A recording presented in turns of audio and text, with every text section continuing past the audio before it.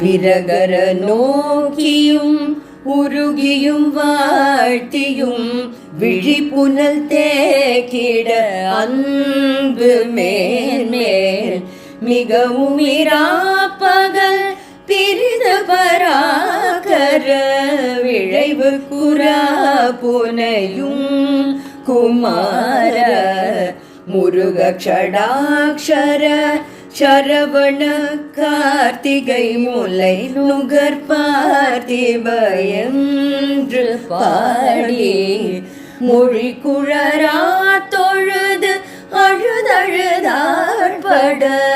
முழுதுமலா பொருள் தந்திடாயோ பரகதி காட்டிய விரகசிலோச்சய பரம பராக்கிரம சம்பராரி படவிழியார் பொரு பசுபதி போற்றிய பகவதி பார்வதி தந்த வாழ்வே இறை கடல் தீப்பட நிசிசரர் கூப்பிட எழுகிரியார் பெழவென்ற வேளா இமயவ நாட்டினில் நிறைகுடியேற்றிய எழுகரை நாட்டவர் தம்பிரானே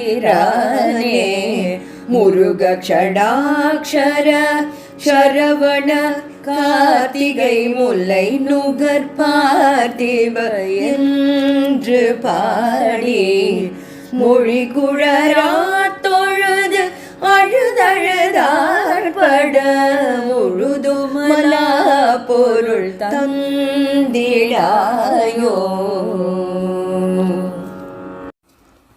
விரகர நோக்கியும் உருகியும் வாழ்த்தியும் என்ற பாடலை எடுத்துக்கொண்டால் அதில் 2வது ஸ்டான்ஸால பரகதி காட்டிய என்று குறிப்பிடுகிறார்.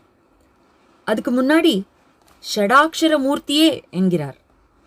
ஷடாக்ஷரம்னா நாமரூபத்தை சொல்கிற மாதிரி இருந்தாலும் ஷடாக்ஷரத்திலே ஒரு அக்ஷரம் மோட்சத்தை தான் குறிக்கிறது என்று எடுத்துக்கொள்ளலாம். 6 எழுத்து அந்தாதி எனும் செய்யுளில் ஷடாக்ஷரத்தில் ஓர் எழுத்து கதிகாக்கும் ஓர் எழுத்தாக சொல்லப்பட்டிருக்கு. கத்தின்னா என்ன? மோக்ஷகதி. அடுத்த வரியில் என்ன சொல்றார்?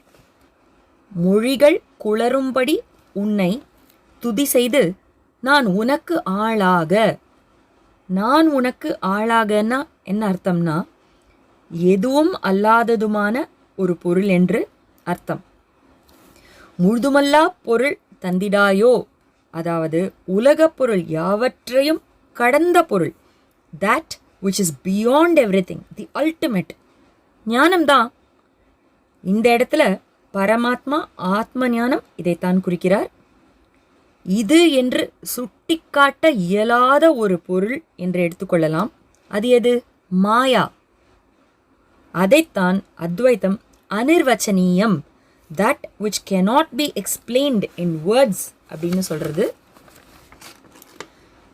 இதை அடியேனுக்கு தந்திடாயோ அப்படின்னு கெஞ்சி கேட்டிருக்கார்.